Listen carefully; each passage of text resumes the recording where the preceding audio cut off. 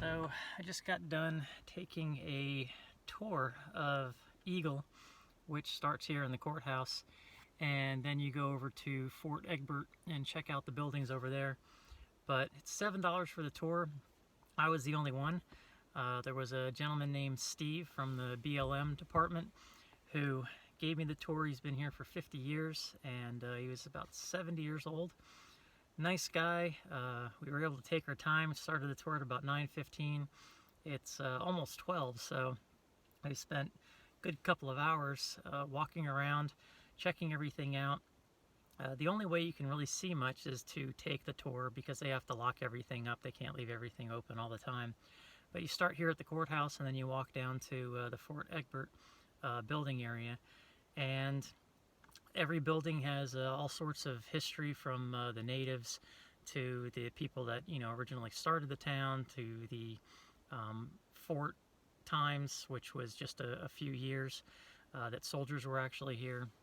So lots of artifacts, lots of things, including old dog sleds, canoes, Native American type instruments and tools.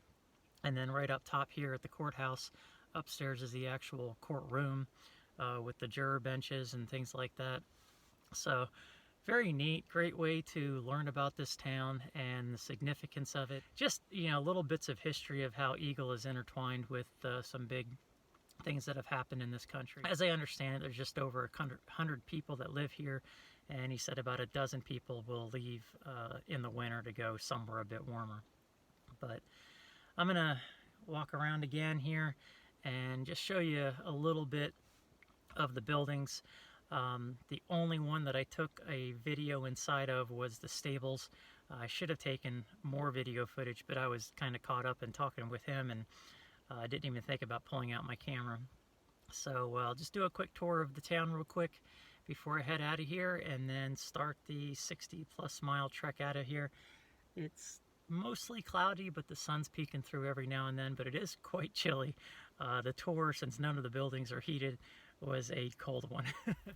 So this here is the courthouse, and this was the courthouse for the 3rd district. Alaska was broken up into 3, and this one covered quite a bit of ground, but I think this was only the courthouse from like 1901 to 1904, I think, and then it was moved to Fairbanks.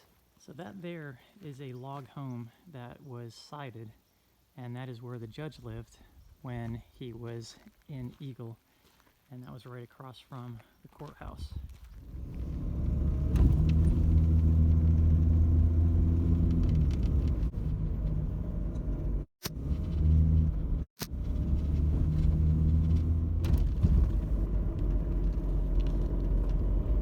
So at one point there were steamboats coming through this area quite a bit to bring material and supplies for the military and for those that lived here.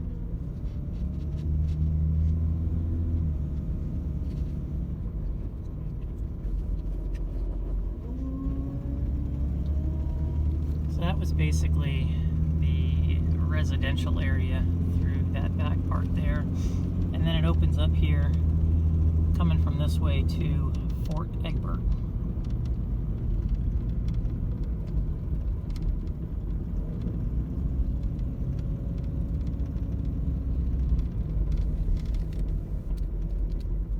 So right down there is the airstrip where I just took video of one of the planes taking off. So there's a sign, watch for low-flying aircraft. This building here stays open during the day, so I'll show you what the inside of that looks like. And this was one of the warehouses that was built here.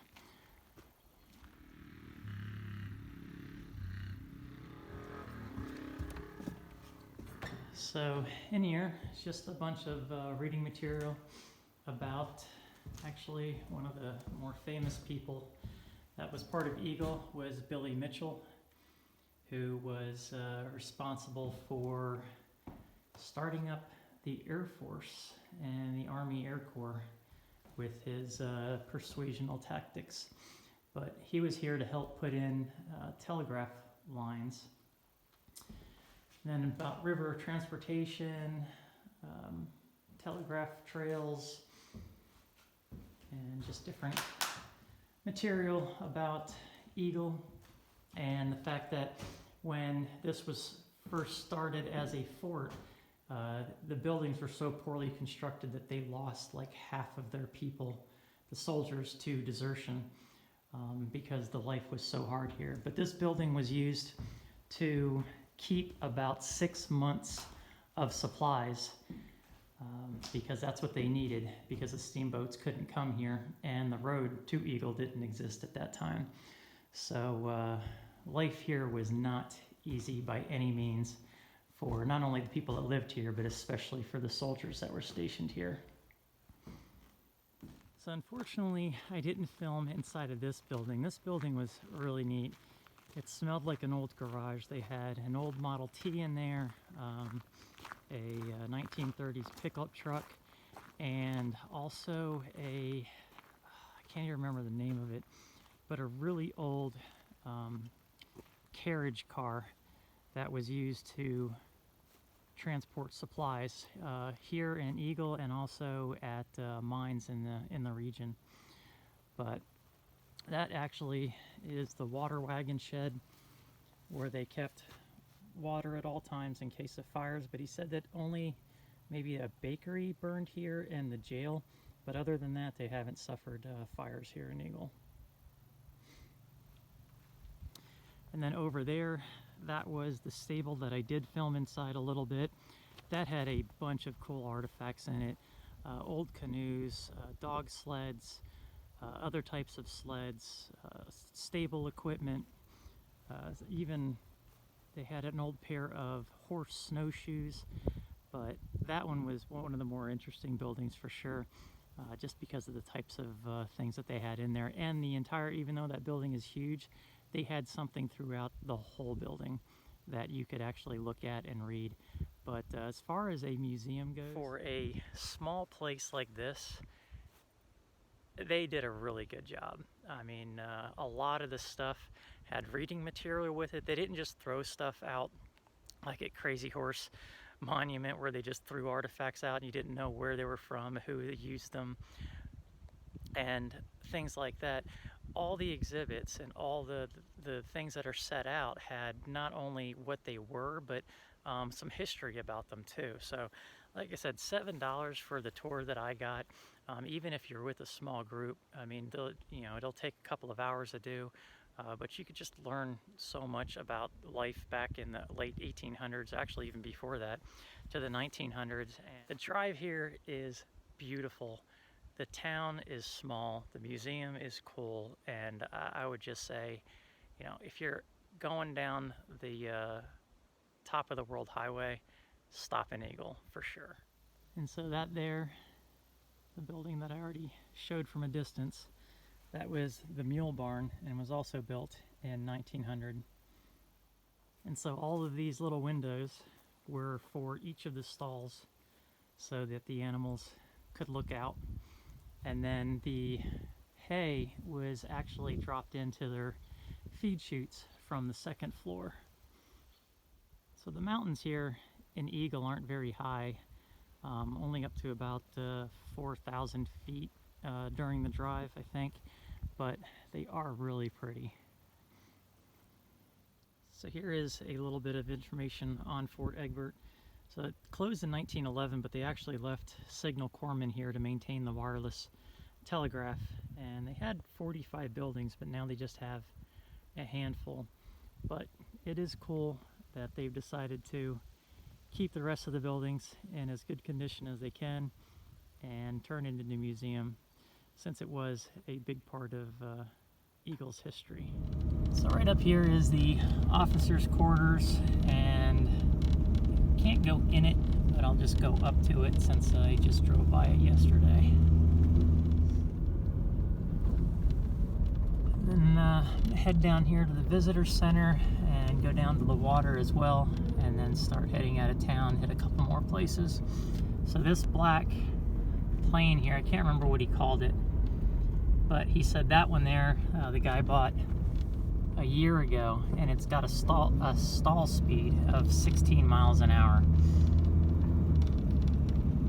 I've seen videos of those types of planes on YouTube, and those can land in very small spaces.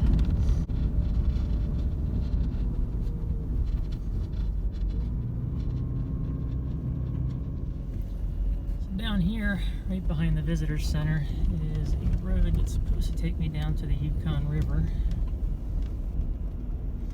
And when I was in there, I spent about an hour inside the visitor center and watched a couple of videos. One on the breakup of 2009, just totally obliterated this area, and actually took out the Eagle Village, which is where the native village is. Just wiped out the whole town, so they actually had to rebuild it for them. So the water's actually moving really fast.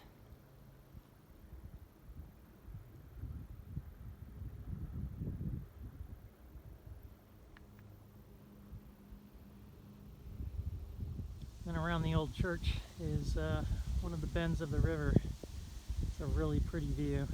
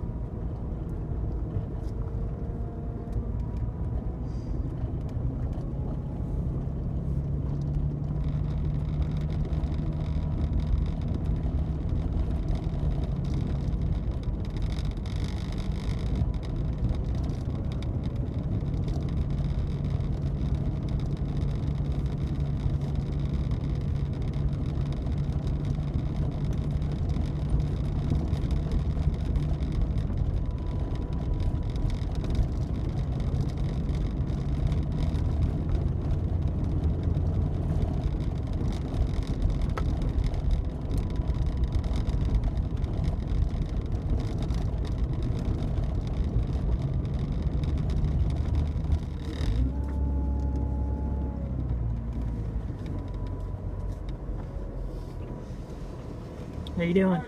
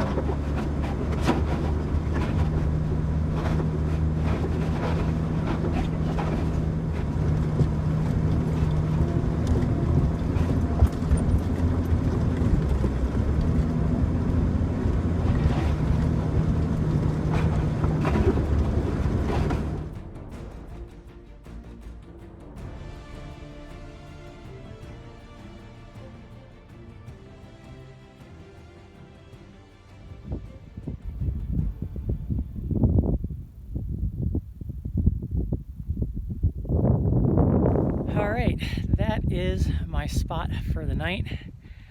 I'm pretty sure I just came up an ATV trail. No signs that said you couldn't come up here. It was off the main road, which is back there. Got steep in some places. Might not be able to see it on film. I think I filmed it on the way up, but hoping I'm gonna be okay. I kind of stick out like a sore thumb from down below. But what a spot. Look at the view. The sun's coming from that direction, but the view all the way around is just incredible. So I'm actually going to launch the drone real quick while the sun's favorable. I don't know what the conditions are going to be like tomorrow because I have not had cell service since yesterday, and I never checked the weather thinking, well, I didn't think I'd be an eagle for a night plus all day, and that I'd be staying still on this part of the Taylor Road. But this is about 2 miles in from where it turns to go on the road to Chicken. So, but it was too good to pass up. It is already almost 6 o'clock, I think. But what a view. I am really going to enjoy that.